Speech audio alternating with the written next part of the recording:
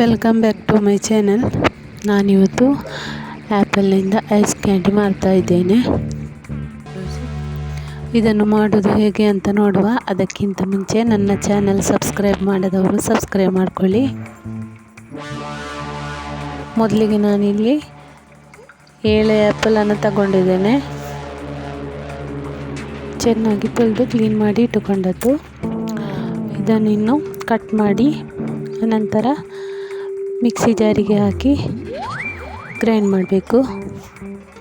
ಇದು ಸ್ವಲ್ಪ ಗ್ರೈಂಡ್ ಆದ ನಂತರ ಇದಕ್ಕೆ 1 ಗ್ಲಾಸಿನಷ್ಟು ಹಾಲನ್ನು ಹಾಕ್ತಾ ಇದ್ದೇನೆ. ಮೀಡಿಯಮ್ ಗ್ಲಾಸಲ್ಲಿ 1 ಗ್ಲಾಸಿನಷ್ಟು ಹಾಲನ್ನು ಕುದಿಸಿದ್ದು. ಆನಂತರ ಇದಕ್ಕೆ 2 ಚಮಚದಷ್ಟು ಸಕ್ಕರೆಯನ್ನು ಹಾಕಿ ನೈಸಾಗಿ ಗ್ರೈಂಡ್ ಮಾಡಿಕೊಳ್ತಾ ಇದ್ದೇನೆ. ಇದನ್ನು ಗ್ರೈಂಡ್ ಮಾಡಿ ಆಗಿದೆ.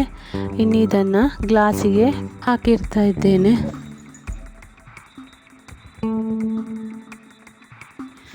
ಎರಡು ಗ್ಲಾಸಲ್ಲಿ ಹಾಕಿಟ್ಟಿದ್ದೇನೆ. ಇನ್ನು ಇದನ್ನು 1 ಡೇ ಫುಲ್ ಫ್ರಿಜ್ಜಲ್ಲಿ ಇಡಬೇಕು.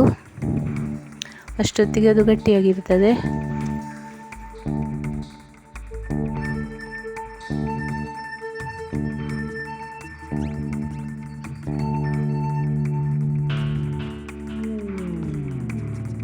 ಈಗ ಇದು ಗಟ್ಟಿಯಾಗಿದೆ.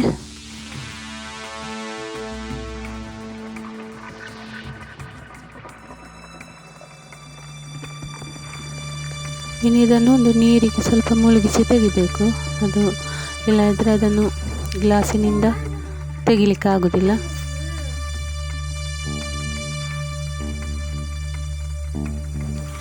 ಈಗ ಆ್ಯಪಲ್ನ ಐಸ್ ಕ್ಯಾಂಡಿ ರೆಡಿಯಾಗಿದೆ.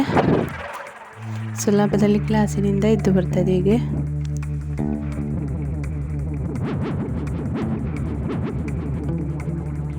ಆ್ಯಪಲ್ನಿಂದ ಸುಲಭದಲ್ಲಿ ಮಾಡುವಂತಹ ಒಂದು ಐಸ್ ಕ್ಯಾಂಡಿ. ಹಾಗೆ ಇನ್ನೊಂದು ರೆಸಿಪಿಯೊಂದಿಗೆ ಮತ್ತೊಂದು ವಿಡಿಯೋದಲ್ಲಿ ಸಿಗ್ತೇನೆ. Thank you for watching.